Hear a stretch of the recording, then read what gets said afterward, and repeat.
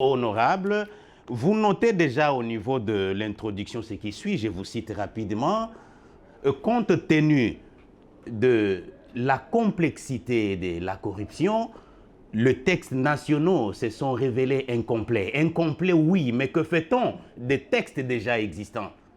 Je fais un peu marche arrière. Ce problème-là n'existe qu'au niveau de l'homme. Est-ce que le magistrat devrait attendre cette publication pour réprimer la corruption? Écoutez, nous n'avons pas dit que les magistrats devaient attendre la publication. Est-ce que les députés devraient attendre ce texte? Nous, ce que nous avons fait, les entreprises mal gérées. Vous venez de lire et de très bien lire, vous, dans votre texte, que le code pénal ne répond plus, n'est-ce pas, au mode et à la manière dont la corruption s'est développée dans notre pays. Honorable, si vous êtes député national, avec beaucoup de pouvoir que la Constitution vous reconnaît, oui. Les détournements dans les entreprises publiques, oui. Les détournements dans les ministères, oui. On doit attendre beaucoup de choses de vous. Bien sûr, vous avez suivi la rentrée parlementaire actuelle.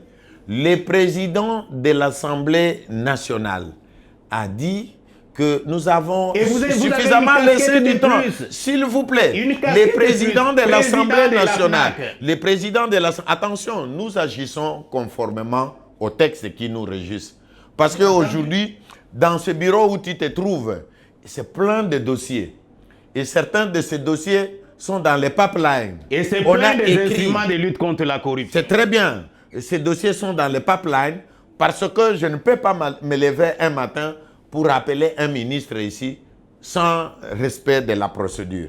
Et vous savez que tout le monde, vos avocats, même parfois ceux qui ne maîtrisent pas les textes, vont vous dire il y a ça, ça, ça, ça. C'est pourquoi nous suivons la procédure. Il y a toute une procédure pour procéder au contrôle. Et c'est comme ça que vous avez senti que les députés ont accentué la pression sur leur bureau pour que le bureau puisse permettre le contrôle parlementaire. Et vous avez vu d'ailleurs un premier effet du contrôle. Dès la rentrée parlementaire du 15 mars, au mois d'avril, le premier qui est passé ici pour un contrôle, vous suivez maintenant les conséquences. Et donc, quand il y a un, il n'y a pas un sans deux.